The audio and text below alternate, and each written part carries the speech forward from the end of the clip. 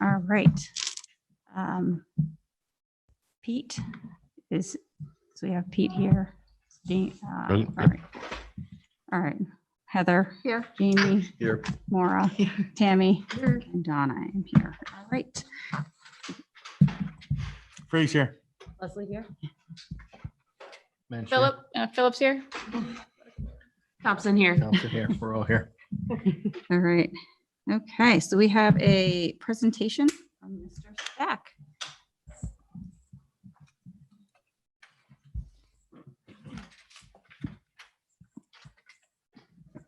Thanks for having me, everybody. Happy Wednesday. Mrs. Kennedy's passing out some handouts for you, give you a little more information on what I'm going to talk about tonight. Appreciate the opportunity to talk to both of the boards this evening. For those of you who don't know me, and there are a couple of new faces at the table, I am Brian Stack. I'm the principal at Sanborn High School, and just excited to share our fall report with all of you tonight. I think I'm going to take this in stages. So there's some things I want to talk through, and I'll try to stop periodically and ask if folks have any questions about some of the things that I talked about.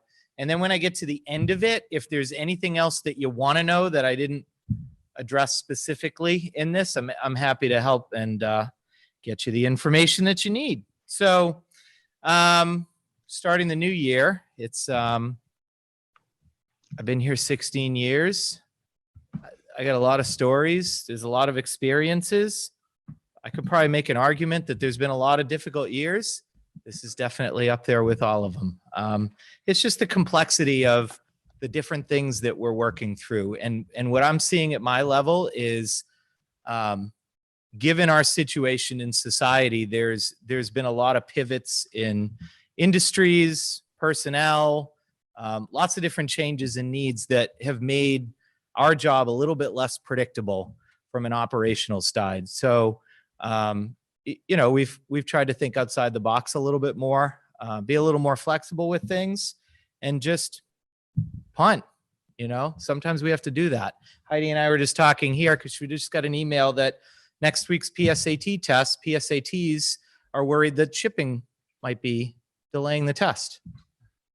Got to punt, right? Because what else can we do? We're at the mercy of getting the tests here. So it's just one example. But in any event, we started the year off with staff, trying really hard to help them hit a reset button. Because as we think about our lives, professionally, personally, a lot of upheaval, right? We bring that with us into the workplace, into home, creates a lot of different emotions, anxiety, all sorts of things. And what we really wanted our staff to do is to stop focusing on the things that they can't change and try to stay focused on the things that they could, right?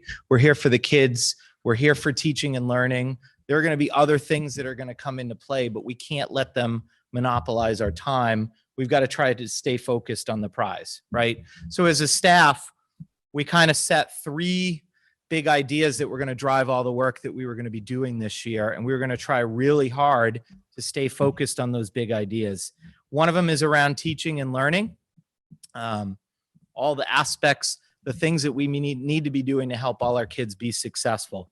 Another is around building a culture of collaboration amongst our teachers, because we know that when we're making some really difficult, complex decisions, we make them better when we're making them together in small teams and groups. And that's really important for us. Not to mention our work with kids. And the last one is a focus on results. So we don't want to think about our intentions and the things that we want to see happen. We want to focus on the results that are telling us what's working and what isn't. And for the things that aren't working, we make adjustments for that. And the things that are working, we celebrate that. So those were our big ideas as a staff. And what we did is we set 2 building goals, very specific goals that we're going to work on all year. The first one talks about how we as adults collaborate and work together. We have a tool that we're going to use, and 4 times a year, we're actually going to have all of our teams that work together self-assess themselves with this tool and report out on what's working and what isn't in an effort to try to fine-tune our collaboration. That's a very deliberate goal around collaboration. The other goal is a little bit more general, We're going to look at our assessment and grading and how we approach that work, and how that kind of infuses itself into curriculum, instruction, and assessment. And that's a pretty big goal. All right. Now we broke it down into some pieces. We're going to be collecting a lot of evidence of learning this year. We're going to work to calibrate our assessments to make sure that we all as educators are looking for the same thing from our kids. And then we're going to make changes to our instructional practices, right? That sounds really lofty, but let me give you like a very concrete example, because what I need you guys as board members to be able to do is have the grocery store conversations. Okay. When you're in the checkout lines and you see people that know you, they know you're on the school board, they're going to ask, what's happening in the schools? How are schools approaching learning? And some of you are in education, some of you are not, right? If you're not in education, it doesn't mean that you can't speak to this topic. So here's a really concrete non-school example. And I'm going to use my 16-year-old son that I was just picking up from driver's ed an hour ago. He's working on his parking skills in driver's ed, and he's frustrated because he's not there yet. He's not ready for the test. And in driver's ed, when you have to go to park a car, think of it in terms of levels. At the very beginning level, you can't park the car.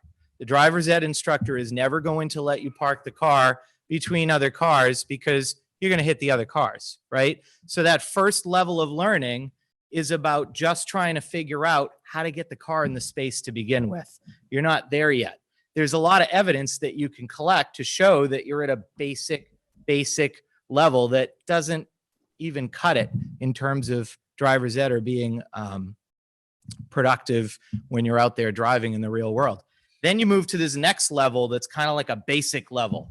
All right. You can call it the C level if you want. This is like your basic, you can get the car in the parking spot, but it's probably not centered. It's probably sticking out on one side or cockeyed, right? We've all done this. We've all parked a car and left it that way and said, that's not our best work, but it'll pass today, right? But we know that's not the normal. That's like a basic learning level, like a second tier, right? So now you bump up to that next level. That's where we all want to be.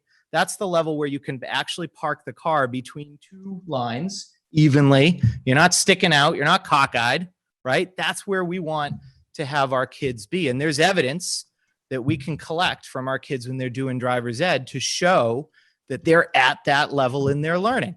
It's very concrete for kids because they know the difference between level 2 and level 3, right? They understand that in order to be performing at that next level, they have to consistently to be able to get it in between the lines, not sticking out, that sort of thing. There's like a fourth level that goes above and beyond, right? And that fourth level, they'll never get there in driver's ed. Some of us in this room probably aren't there yet. Some of us figured it out later in life. That's the level where you can park any car under any conditions in any spot, right? The busy parking lot. The parking spot where both people have really parked close to you and you've got to kind of squeeze into the spot because it's the only one left. The one that has an obstruction in it, but it's the only one there in the parking garage, right? So that's like the above and beyond advanced level. So what I just did for you is I described how you can take a concept like parking a car, which is a transferable skill, right? You apply it in different ways and you can think of that learning at different stages of development. And what we do with our teachers is we take all of the skills that we're working on and we try to think through them in terms of levels, right? So we have our teachers are thinking about this with algebraic reasoning, with reading comprehension, with a skill in their PE class. And so they think through this and they calibrate their understanding together because Pete and I we're both driver's ed instructors, and what I'm looking for in parking and what he's looking for, they don't quite match. And when we talk through it, not only do we calibrate our understanding of what it means to successfully park the car, but we also calibrate our understanding of how we're going to collect evidence of that and how we're going to change our instruction so that we can help kids get to that level and help the kids when they're struggling. That's the big idea for the work, which sounds great in theory, right? but it really requires us to spend a lot of time working together and stay really focused with our staff on having those conversations. So that's like the big work of being a teacher nowadays.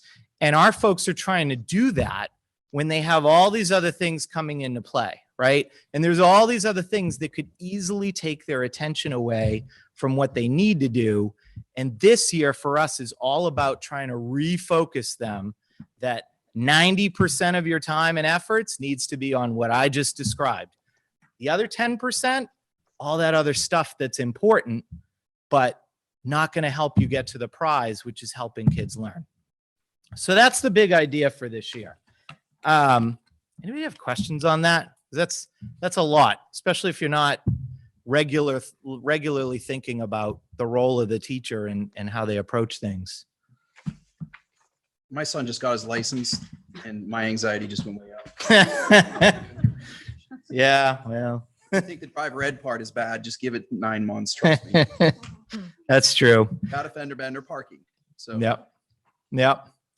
Well, let's jump into some nuts and bolts. Our October 1 enrollment is 565 students. There's a breakdown in that handout that kind of shows you where we're at, grade by grade, town by town. I believe these are the most accurate numbers. They had fluctuated by a couple of students.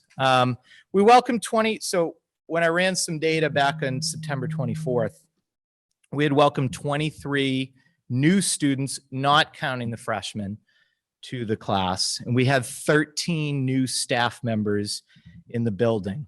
We did run first day of school, freshmen only, as we have done in previous years. It's a great opportunity for kids to get accustomed to the building. Believe it or not, the Newton Kingston kids need it just as much as the Fremont kids, even though they're on the campus, they're not in the building. So that's incredibly valuable. We ran our open house academic awards a couple weeks ago in the gymnasium.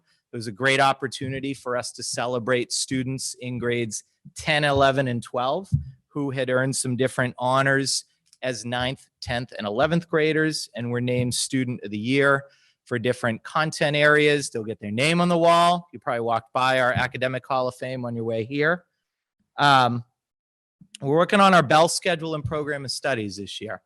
So going into next year, we have a change in policy for our graduation requirements. It's going to take us from a standard diploma of 28 credits to a standard diploma of 24 credits. All right, that's going to allow us to go a little bit deeper into some of the different courses and studies that we have with our students, because instead of, if you think of their learning for the year as a piece of pie, you get 8 slices of pie, that's your 8 credits. Well, if you only get 6 slices of pie, each piece is just a little bit bigger. There's a little bit more to it, right? So that causes us to think differently about our program of studies and what we're offering for courses. Our staff is really excited about that. We talked today about some of the opportunities that could bring as we start to rethink some things. So staff they got unleashed today to start kind of putting some preliminary work for what that program of studies is going to look like. Our target is by January 1st to be publishing that for students so that they can be thinking about what they're going to sign up for. They will have a survey at some point earlier than that, because we're going to create a lot of different elective offerings that are half credit. And we're going to try to pre-survey the kids on which ones are most appealing to them. So if we have, let's say, I'm just making up a number, 10 different computer classes that we might like to run, we're going to put those in front of the kids with little 1-sentence descriptors, see which ones they're most interested in. And if there's 4 or 5 that are high interest, those are going to be the ones that we're going to run in the program of studies, not so much the ones that just don't have a lot of interest. So it's exciting. It's an exciting time. This year, we did make a minor change to what we're doing. So we increased our math and English instruction by 50%. So essentially, for those of you that understand the credit system, the 9th and 10th grade math and English classes are now 1.5 credits instead of just 1 credit. So the kids are getting more time in math and ELA this year. We think that's really going to help us in our efforts to help kids develop a really strong foundational understanding of the math and literacy skills. That's a question. Yeah, absolutely. How much does that equate to in more time in class, either per day or per week? Well, if you take 990 hours and divide it by, because that's a school year, divide that by 8, that would tell you how many hours are in a credit, which I think is 120. So essentially you're getting 180 hours-ish instead of 120. Yeah, so it is significant. Accreditation, Plus or minus snow days. well, plus or minus snow days. Yeah, round numbers here. And that also doesn't take into account the flexible learning period, right? So we have a period in the day where kids can get additional instruction, reteaching, enrichment for whatever subject they need, right? If we think of all of us as learners, we all have things that come easy to us. We all have things that we need a little more time with. If you have a period in the day where you can allow kids to dedicate that time accordingly, then you can, and you work with kids, because some kids are ready to decide what they can do. Some kids are not. So we have a way to try to mitigate that. Accreditation. We're going to go through an accreditation process as a school district. NEASC does allow districts to do a K through 12 accreditation. So all of our district schools are going to be starting that process. And if you know anything about the process, it's a multi-year process where you do some self-reflection against the standards that are put out for accreditation. There's a visit that happens where a group of people from outside come in to essentially audit what you say you're doing and then give you some feedback and suggestions for improvement. So it's going to be a pretty significant process, but we're hopeful that the process will be part of the work that we're already doing with strategic planning and just some of our ongoing work with collaboration anyway. So we don't want it to become one more thing on people's plates for our staff that, again, takes them away from everything I said on that first page.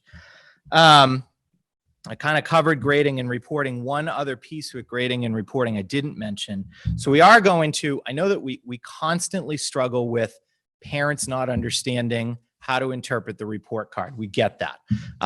What we are going to do to try to simplify for the parents is we're going to take our grade at the quarter mark and convert it to a letter that's familiar to parents, right? The A, B, C, F kind of system. Because if you think about what I said to you with parking, we're aiming to get all the kids to a B, right? Park between the lines. Don't be sticking out. Don't be cockeyed. That's a B, right? From a parking standpoint. The A would be the kid that can park any car, any condition, any location. The C would be, yeah, you got it in the spot. You may not pass the driver's ed test, but you could get by if you do that occasionally in the Walmart plaza, right? The F would probably be, you'll be the person that gets Facebook shamed by someone saying, takes a picture of your car. Where did this person learn to park, right? We all know those people too. So we are, what? Back to the letter grade. Yeah. Like, when my son went through high school, you had like an effort type thing in there. There was where he was on the scale of competencies. Yep. But there's also like an effort type thing in there. How do you account for that? Yeah. So that's your self. That's important to a lot of parents. Correct. So we are, that's one of the, in the edu speak, we call it the work study practices. So self-direction, things like that, creativity. So we are going to be grading those. We actually have a district committee looking at how we can take, because there are 4 of them, how we're actually going to evolve those 4 work study practices to be a little bit more broader, because our district just finished doing a portrait of a graduate. And in that portrait of a graduate, we actually identified 6 or 7, might be 7. It's been a while. So now I got to go back and look. Different skills like that we want to try to assess with our kids and report out on. Those are the employability skills. If you talk to employers, what are they looking for? I haven't met an employer yet who says, man, I really hope kids can factor a polynomial. I mean, maybe if they're going to be a math teacher or an engineer, perhaps. But most of them, they want the kids to be able to communicate, work together, self-regulate, meet deadlines, those sorts of things, which are incredibly important. So yeah, that's a great question. And the other thing on this page, COVID, you know, we're mask optional at the school this year. We are currently in a 2-week mask required situation for the kids during the day because we have had, last week we had 2 clusters of COVID. So a cluster happens when there are 3 confirmed cases in a classroom. So if it's a 7th period math class, over a 14-day period, if I get 3 different kids who test positive in that class, that's called a cluster. So we had 2 clusters. After we had the first cluster, we let the community know. Once we had the second cluster, we added that precaution in an effort to try to really kind of put a stop to some of the cases that rose pretty quickly. So it hasn't been a huge deterrent for us. Honestly, we manage it. It's just part of what we do. There's a role that we all take. I do a lot of the communication part. Our nurse is fantastic working with families. Our custodial staff has a huge role with just keeping the building clean, sanitized. But I got to be honest with you, I'm really proud of the way we've handled ourselves as a district. And it's a credit to all of you and the efforts that you've done in both districts to keep the buildings open for the kids. It's been incredibly important, and we'll stick with it. Last thing, and then I'll see if there are questions on this piece. Staffing shortages, they're an ongoing battle. If you follow us on social media, you probably see periodically me posting the come join our team posts. I just had one today. It's the entry-level positions that we struggle with the most. They are the hardest to keep filled. Substitutes, paraprofessionals, custodians. I mean, every single day we start our day not having enough substitutes to cover all the classes. Literally every day. And we do some things to pull different people in. Teachers do a duty twice every 6 days for a period. Sometimes we'll pull them in. We use our in-school suspension person and have them go cover a class with whoever they have for in-school suspension. And we sometimes have to resort to the practice that we hate, which is putting multiple classes together in a larger space with fewer adults. But I mean, we don't have an alternative, because when we know that we're that short, it's 6:30 or 7 o'clock in the morning. We can't close the school at that point. We have to deal with what we've got. We're very fortunate. When I talk to principals in other areas, we're fortunate when they tell me some of the horror stories of what they've had to do, but we're not out of the woods. So if you know people that are looking for something, someone retired wants to make a little extra money working 2 evenings a week as a custodian, I'll take it. I'd love full-time, but I'll take 2 days a week, because we have right now cleaning this building, we have less than half the number of bodies that we had when we opened this building 15 years ago. Well, the building hasn't shrunk. It's the same square footage. We can't find the people for it. Any questions on that part? Can I ask a quick question? Yeah. Do you know how many 8th graders there are from Kingston and Newton? There are in the neighborhood of 100, but that number fluctuates a little bit. Okay. Thank you. Yeah. And I believe that we forwarded our K-8 numbers to your superintendent for you. Thanks. Someone had asked for those. Yeah, absolutely. Miss Levitt's sitting behind me, so she may chime in just because that's the kind of person she is. She did a great job providing some school counseling updates for everybody. We have new faces. So this was a year that we had, our turnover was probably average overall, but in certain areas, it was more significant. In the counseling office, it was very significant. We had 5 out of 5 counselors that were new this year. Let me say that again, 5 out of 5. So, and they, for different reasons and varying reasons. But it's significant because these are the people that are on the front lines, getting to know our kids, getting to know our programs, getting to know the resources in our community.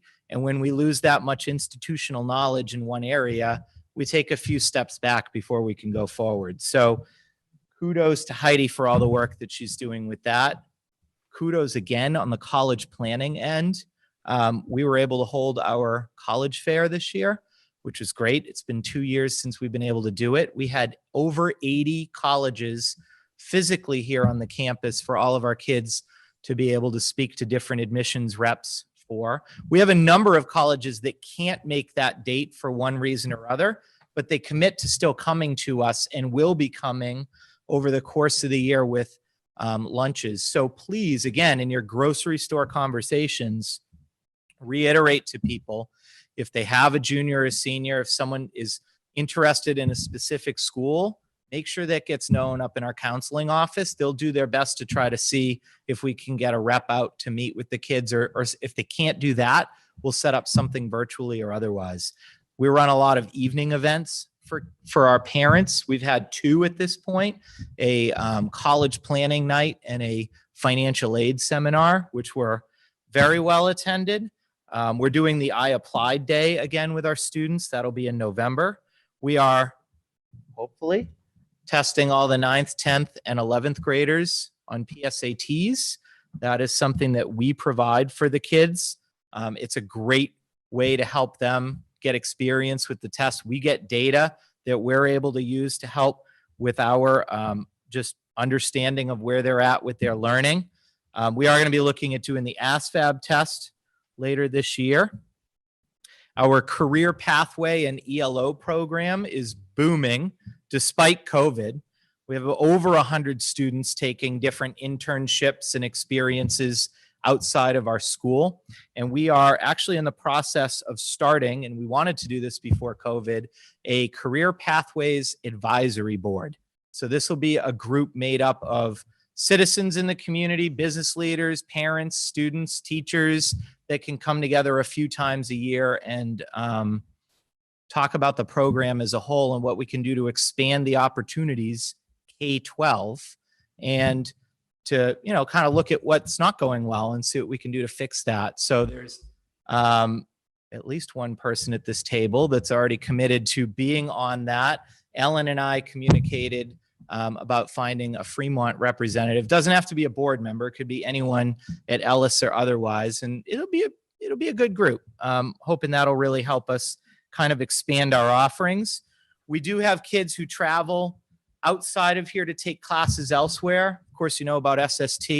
We also run a bus to Northern Essex Community College, and the kids get to take college classes there during the school day that they can use for both Sanborn credit and their college transcript. They can transfer those credits elsewhere depending on what they take. We have a brand new Systems of Cares grant that we just received as a school district. So we're in the very early stages of unpacking what that's going to mean for our kids. But I'll leave it at this for now. It's going to provide a wealth of social, emotional types of supports. Anything on that piece, especially since I conveniently have Heidi standing behind me, because I'm sure I butchered at least 2 of the things that were on that list. Well, maybe not butchered, but I didn't say it the way she would have said it. Let's put it that way.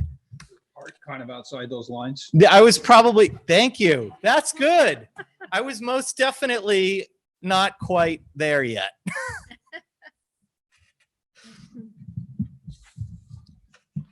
Athletics is going well. Now we ran athletics last year. Of course, this year it's easier and harder in some sense. So it's easy to run the sport. The hard part is getting the kids places. Scheduling is a nightmare. I think Bob Dawson spends most of his day trying to figure out how we're going to get the kids there. Bus drivers are hard. Yeah, he drove them yesterday. I was going to say, I think he's actually driving them in a van. Yesterday. he is driving. We're trying to do whatever it takes. Yeah, no, we we're- appreciate that. Yeah, we're trying to offer the kids the opportunities. It's a struggle for all the schools. So, we're making concessions with other schools when we can. We're shortening seasons. We're doing whatever we can to keep the lights on and the doors open for the kids, right? Clubs and activities, I don't have it on the list. They're also up and running. We are offering all of the clubs and activities that we had on the list pre-COVID and then some. So lots of opportunities for kids to be engaged. I actually included our calendar of events here, always subject to change, but this would have been our calendar of events pre-COVID, and our plans are to run every single one of these activities with modifications if necessary. But case in point, we had our homecoming parade, pep rally, dance last week, very well attended, outdoors. The dance was outdoors, bonfire, concession stand music.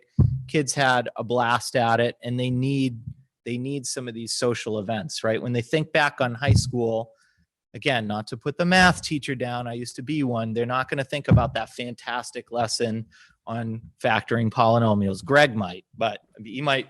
Greg's the exception to the rule on this one. Actually, I might too, Greg, but we could talk later.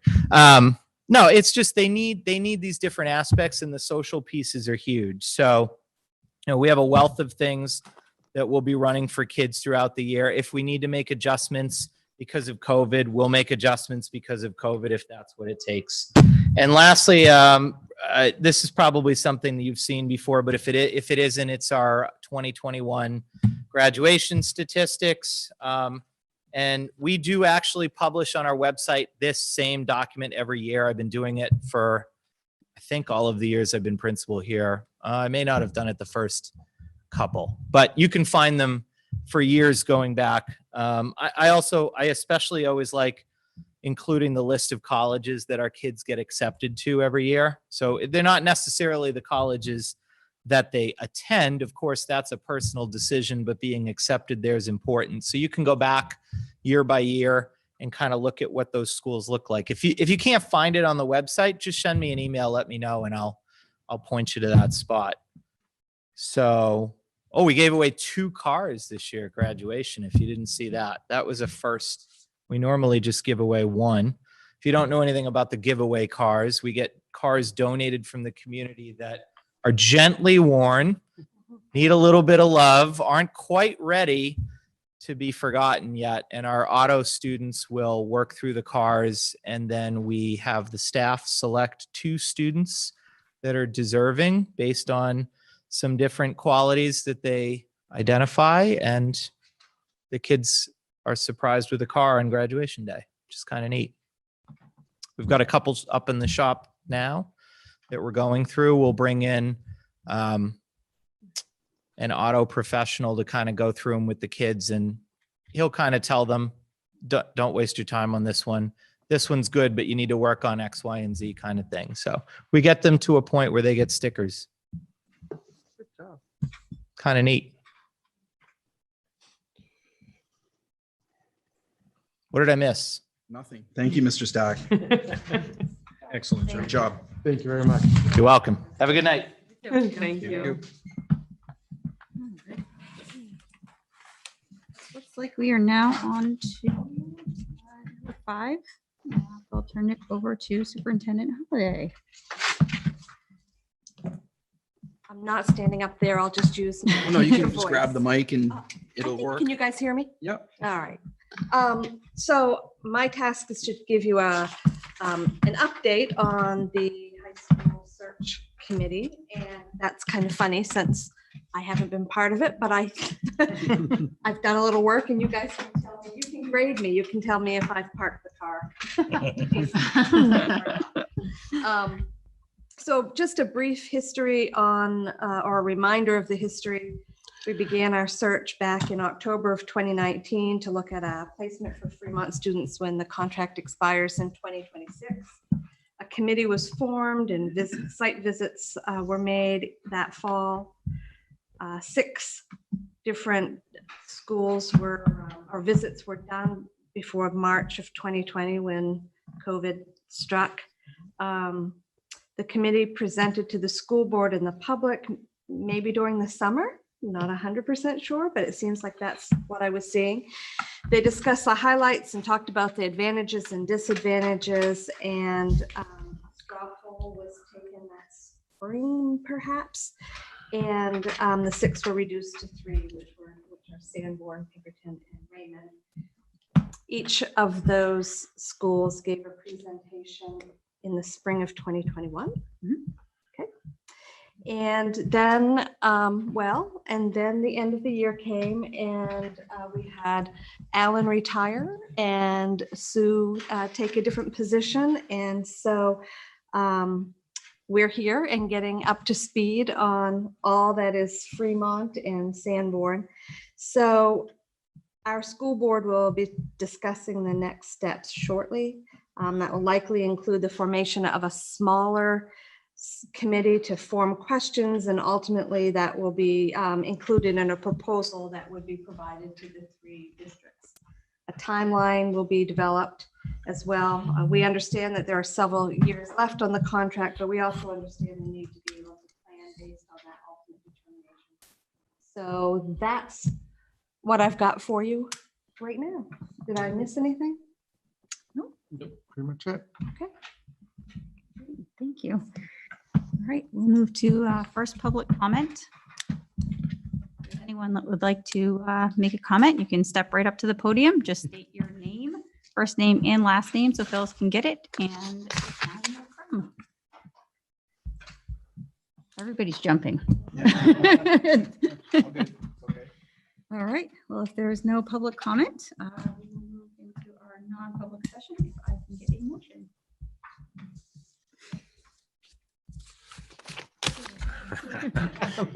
All yours, Pete. We have, Pete always does this. this is my last term. He says that now. We'll see in March. And we have this, it was set up a couple of years ago that the person who is leaving is the one who makes the motion to go in. I don't know why it happened, but we did it. So everybody looked at me. So, Madam Chairman, I'd like to make a motion to go into non-public session, RSA 91-3:A:3, 2, K and C. Second. Since we have a remote member, we're going to do a roll call vote. So Jim, Yes. Pete, Yes? Heather, Jamie, Aye. Maura, Yes. Tammy, Yes. and myself, yes. And then you guys- Praise I. Leslie, I.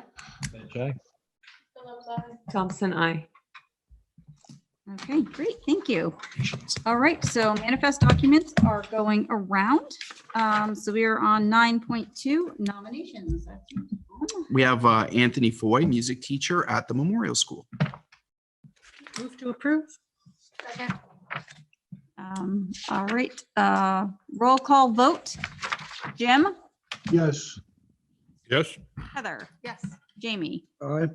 Maura, Yes. Tammy, Yes. myself, yes. No resignation.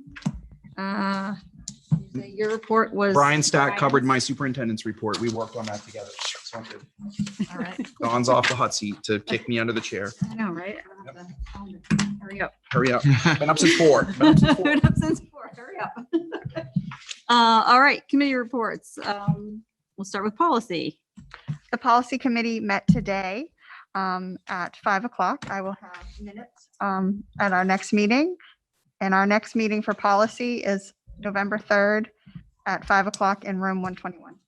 And we have some very good policies coming up that y'all are gonna have to read. So we'll try to send them to you ASAP because some of them are very long.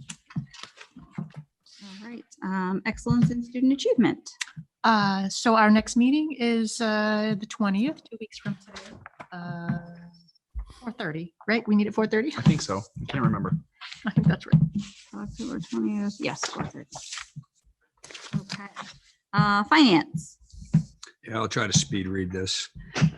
The meeting was held on September 15th. Attendees were Jim Baker, remote, Maura Bashar, and myself, Superintendent Ambrose. Minutes from 8/18 were approved unanimously. Year-end final numbers, final number was 2.282, roughly 2.3. Prior estimate was 1.8. The meeting 8/18, we had talked about reconciling that. Mr. Angel informed me he had not had a chance to do that analysis. He'll be available at the next meeting. Trust fund balances, special education expendable trust, 241, 201, 96. Capital improvement and maintenance, 223, 062, 18. Unanticipated educational expense was actually a June number because we had not gotten that information from the SAU office yet at 150 to 1145. And Mr. Baker identified that there was actually from the facilities meeting reported $3 and change in interest on that. Facilities use revolving fund with the July balance was 171,433. So we don't have all August balances yet. The total funds for those summaries is 785. We'll have the full fund balances for September at the meeting. There were no budget adjustments in this meeting. Open or other items, roof damage at the cemetery. Mr. Angel corrected the record from 8/18 meeting. This is not completed yet. Mr. Angel does not think it was covered by insurance. We cannot demonstrate that it was storm-related issue. It was a maintenance and repair issue, though the insurance company has not yet been contacted on this. It is a flashing issue lodged between a dormer and another section of the roof. Mr. Angel also stated it's not present in the meeting. Mr. Angel will follow up with further details along with the insurance coverage. Stair repair needed at Bakey. There was a metal stair lip exposed, cutting risk. Mr. Angel had the exposed piece of metal cut off, so it no longer presents a safety issue. Longer term picture needed and will be brought forward to the facilities committee. Memorial playground equipment inspection was completed. New chains ordered and need to be installed. And the equipment once installed will again be in spec. M. Angel will advise at the next meeting. 4 new leaks found in the high school. Mr. Angel provided a update on the correction to the record as not all were in fact repaired. 2 leaks in the silo area. The one where the scupper has been repaired. The one where the atrium roof intersects with the silo continues to have a slow leak, and that has been the situation since the time of construction.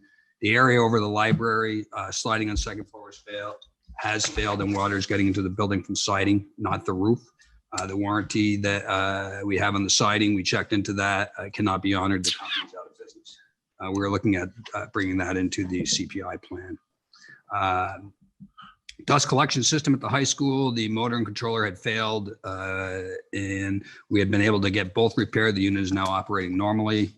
Software and subscription spreadsheet, adding the cost of each item. Mr. Angel has been working on this, and we'll create a list that will tie into the budget. And that should be ready for the next meeting. The book purchases, Mr. Angel's only been able to pull some of the data, not been able to pull all of it. I had asked for that information, and we will be getting that for the next meeting, as well as a COVID spending and grant comparison sheet will be completed for the next meeting. Jamie, can I? The books, they may not be there for the next meeting because they haven't all come in yet. Right, but we could Saw the email. But we could pull the purchase order on that. Yeah. Still know Yeah. what the exposure was. The expense was, Yeah. yeah. Mhm. The paving costs, just for people to be aware, there's paving that was done in Memorial and Bakey. Paving district was under budget by $500 per the quote. Also, he was able to get the second parking lot in, it says Memorial, but it's actually Bakey paved.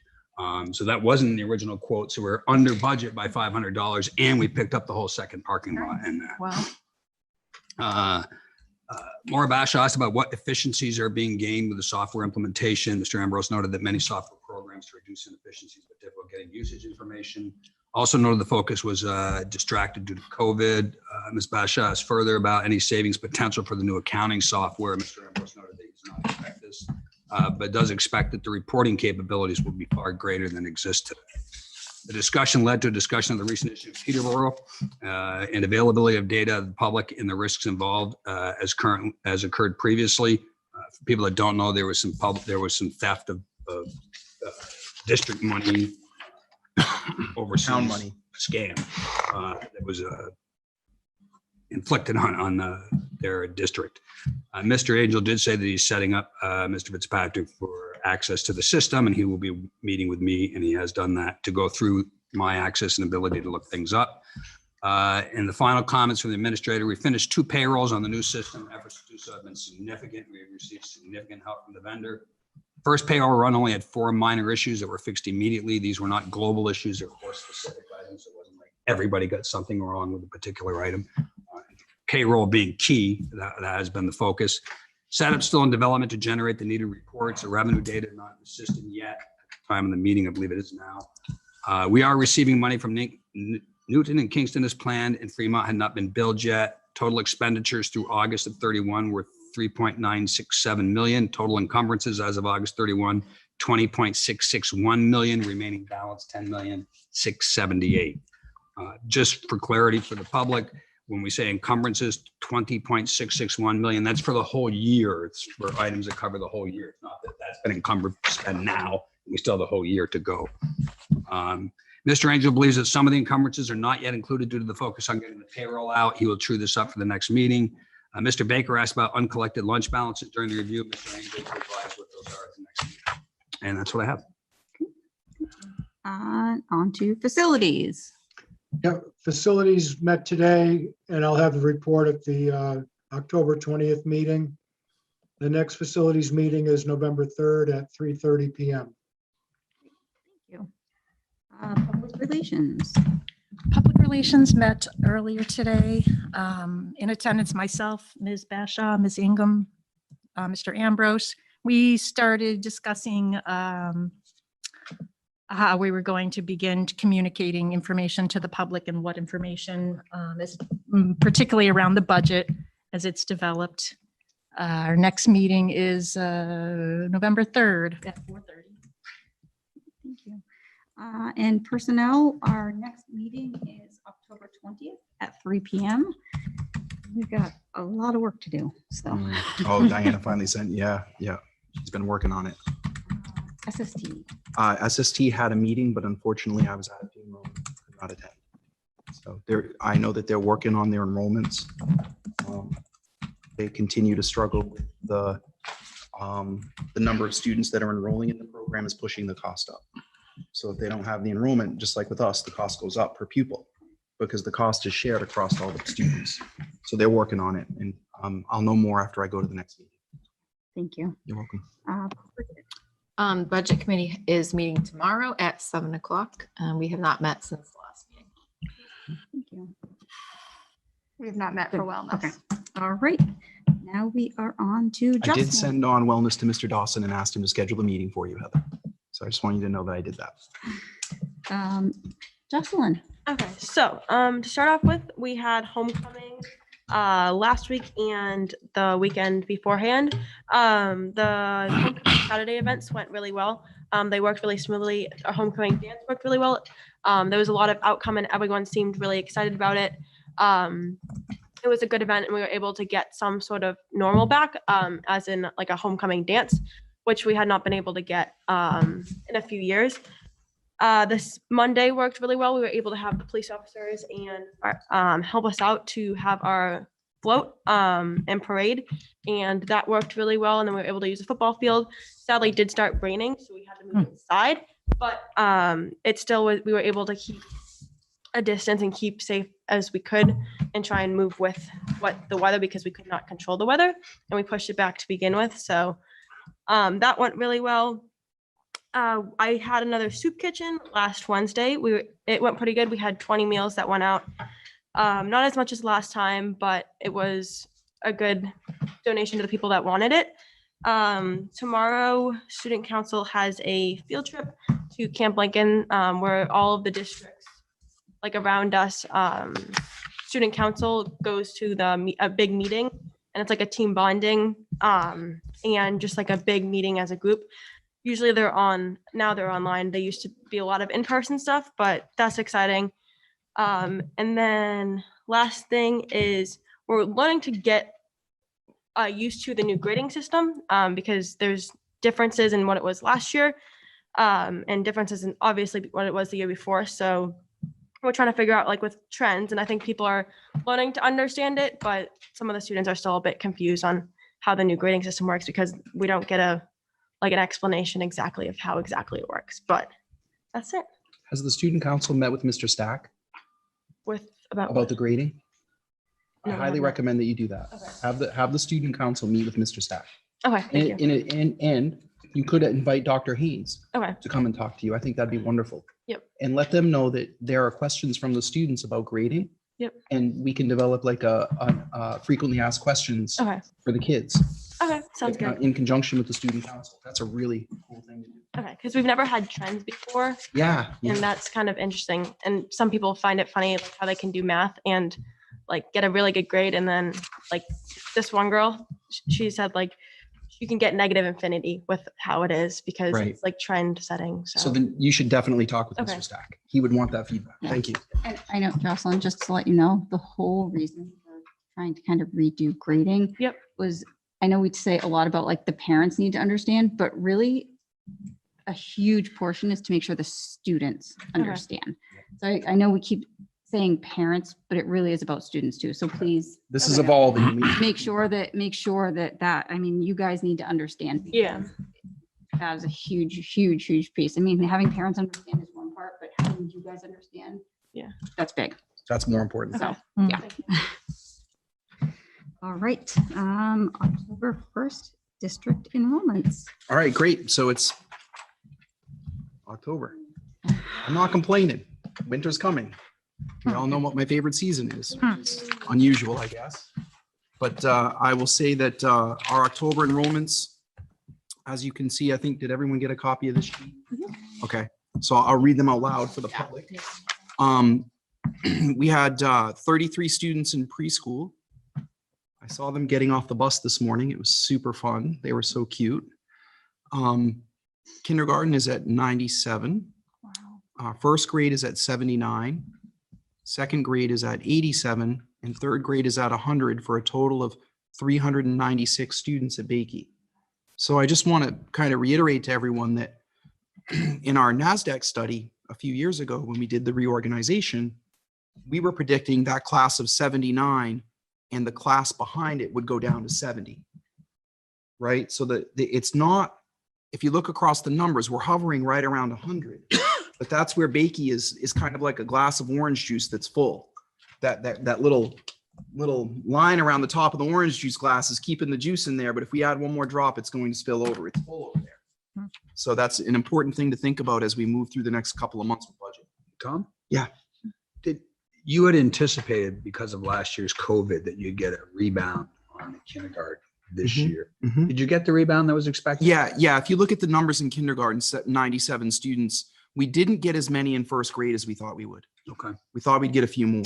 I know, because like Molly should have went to kindergarten last year. So there's Some a people lot held of them back. who did not send our kids last year that are now in kindergarten this Yeah. year. Okay. And to be clear, before the reorganization, these grades were at a 140 level, right? The middle school had 6 teams at one point. Now it has 2. Well, 3 if you count grade 6. Yep. Right? So the numbers in our district have gone significantly down. And you can see, I'll talk about that more in just a moment. Okay. So Memorial is at 88 in grade 4, 99 in grade 5, 69 in grade 6, which is a very small group. It's a bubble, for 256. The middle school is at 203 with 100 in grade 7 and 103 in grade 8.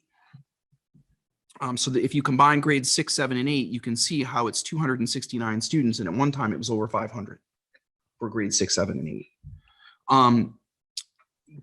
High school freshmen, this does include Fremont, is at 127, 139 for grade 10, 133 for 11, and 166 for grade 12. Grade 12 is more what it used to be like, right? So you can see that that's the end of the upward trend.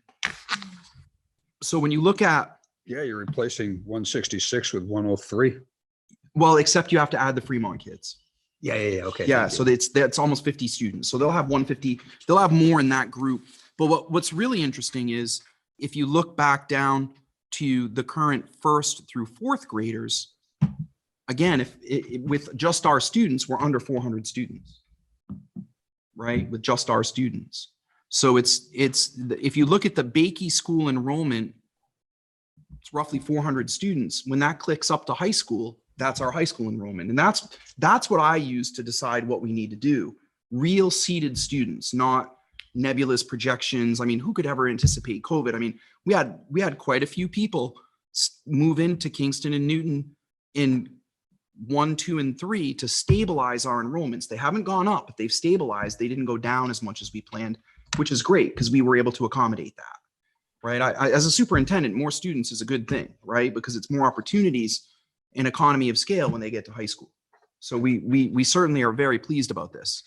I think it's important to note that we're at 565. 4 years ago when I was hired, we were at 650.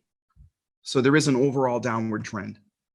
And the hardest part about this is that when you lose 100 students across 12 grades, you don't feel it in any one building. The middle school is where we felt it the most, and that's where most of the reductions were. The middle school had a large bubble come through and had come down in size. So I just wanted to kind of give you, you can see the enrollments are 1420, and in 10-120 it was 1434. So we're down by 14 again, and we have 90 students district-wide that are homeschooled, which is not an increase. It's pretty similar, right? Phyllis, was it about 90? Oh, it was. So it is up. It's up this year. And I have had parents contact me and us and say that they're homeschooling because they don't agree with the masks being recommended and not required. What was it pre-COVID? I don't know. I'd have to look that up. We can send that to you. We have all Yeah, that because data. I'd be curious. So, Yeah. right, because we saw a jump this year, which I wouldn't have, I did not expect that. I understand that it's the math, okay, but I would have otherwise, I would have expected that number to have gone down. So I'm just curious too what it would be. I can't remember exactly, but I remember that it's pretty high, the number of homeschool. It surprised me when I looked at it pre-COVID. Do you think it was more than 44 though? So last year, homeschool kids went. Let me get the numbers and send them Yeah, out. okay. Yeah, we can draw conclusions from the actual data. Yeah, okay. Because it's been a little while since I've looked at it. I'm just simply relaying that way before COVID, in fall of like 2019, I remember looking at the number of homeschool students and I was really surprised at how many it was, but I can't remember what the number was. All I can remember is the feeling like, whoa, that's a lot of kids. So we'll put together like a 5-year look. Can Easy. I ask one more? And this may be like way off base here, but do we keep track of the number of students in our community that don't go to school here? That are going to private school? No. Is that something that would be useful to see? Is there a trend one way or the other, or is it something we just look at the information on? Or We don't have, for kindergarten, we don't have that information because if they don't enroll them, we don't see it. okay, so so we if don't- they've we never don't- come here, They don't come. They don't come. What about kids that leave in for high school? Eighth grade. Yes, we've done that. We've looked at that. Is there any trend one way or the other? No, people think there is, but there really isn't. Right. When I was first hired, I did a deep look at that. And the reality is that there's a group of students who go to private school and for religious reasons, but it varied from year to year and it wasn't nearly as, people were quoting me things like, well, 50 kids every year go. Right. That is not true at all. At some point, could I get those numbers? I would just love to be able to see what the trend is. Sure. Over time. Yeah, we can have guidance pull those numbers, who was in 8th grade and who chose to go to another district. Okay. I have it for a few years, but I haven't done it the last 2 years. Okay. But are there numbers like pre-you, like 5 years ago, I have 10 no years idea. ago? I have no idea. I'm just looking at more of a Yeah, trend. no, I wish I did know. We can check and see if guidance has that. I'd be curious to know. Yep. It would be good to know. Yep. It is good to know. But I can say this, I'm going from memory from almost 3 years ago. Right.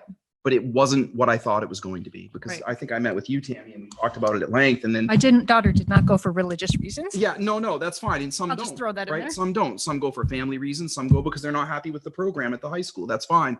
But I'm saying that the number of people that went was not what I thought it was going to be based on the feedback that I got in my entry plan interviews.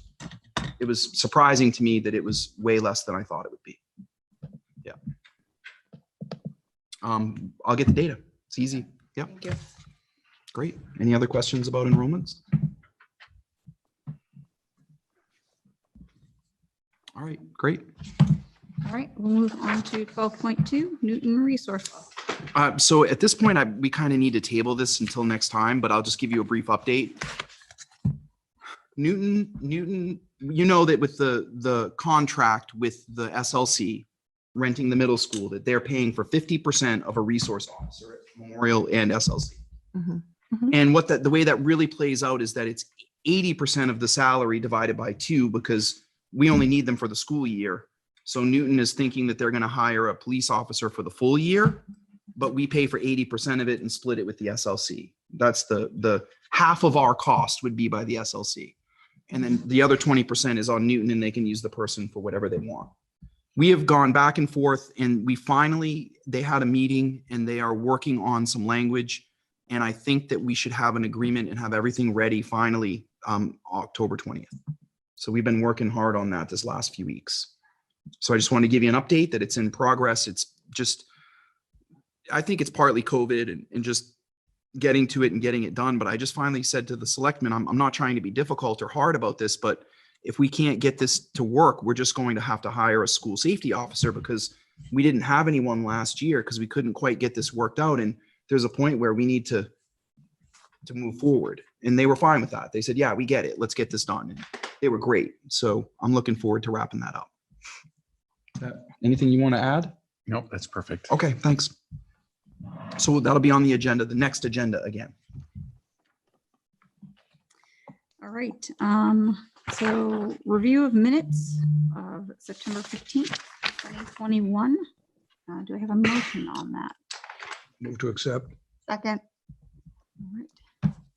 Any discussion? All right, roll call vote. Jim, Yes. Pete, Yes. Heather, Yes. Jamie, Aye. Maura, Yes. Tammy, Yes. myself, yes. Okay. Substitute pay. Thanks.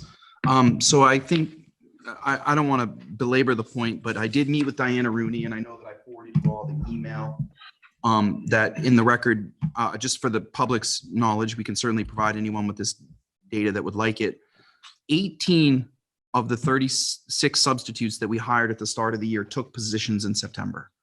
So basically Diana and Kristen McNulty called everybody and said to them, what's going on? And 9 of them, I don't know if this is in here, but I know this from talking with Diana, but 9 said, I can't sub. Something had come up. So out of 36 people, 9 couldn't. 2 could only do it when they were home from college. And a couple of them could only do 1 or 2 days a week. So it was making it very, very difficult. So needless to say, when we raised the pay, we immediately got 7 more applicants, and we have 7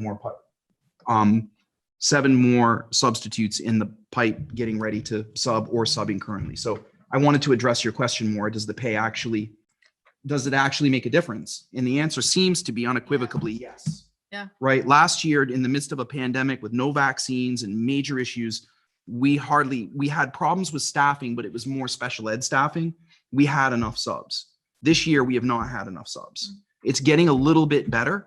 And we're saying to you that what we've seen in the information is that there are 2 variables that have affected our subs taking jobs.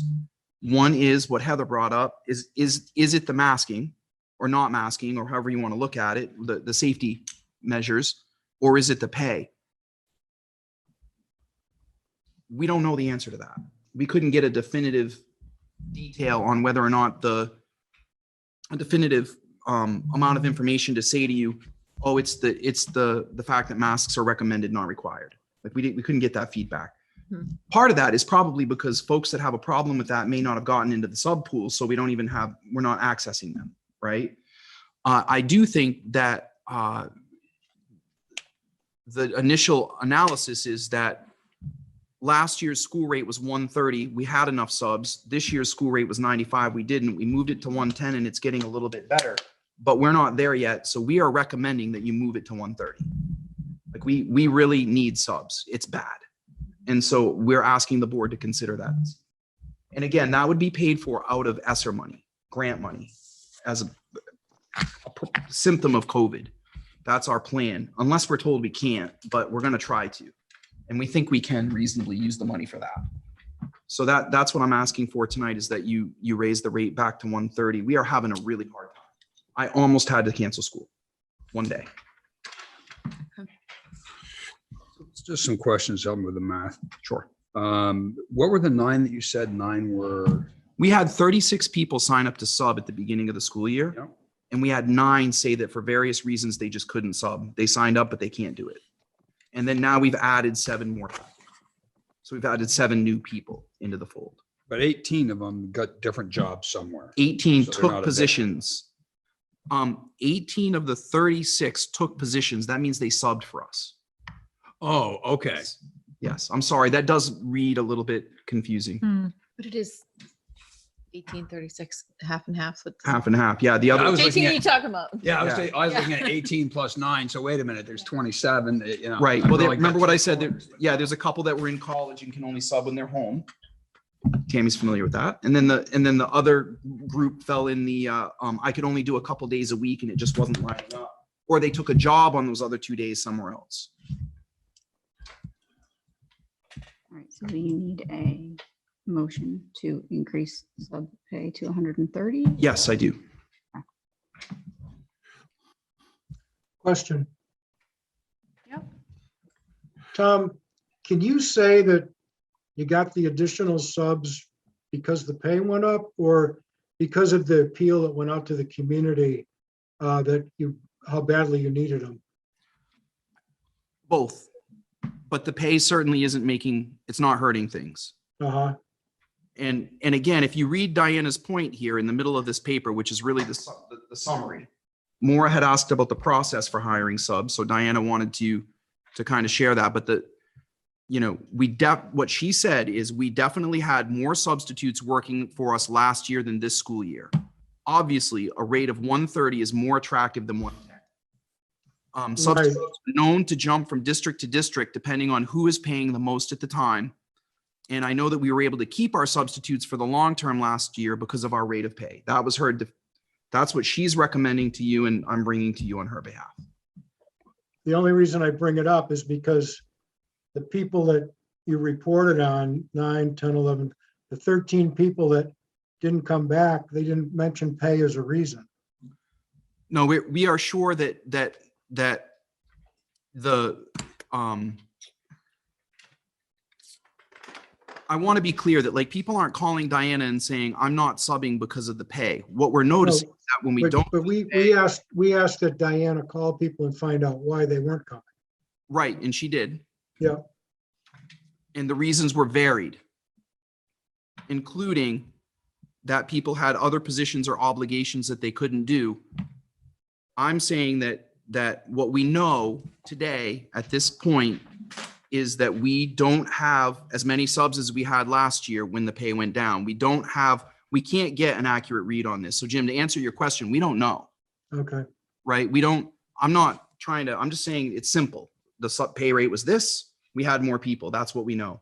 We couldn't get a read on this. It's really, you got to understand that subs are people that are they'll take jobs in the highest paying place, but also some of them get other jobs, right? And the unemployment rate right now is really low.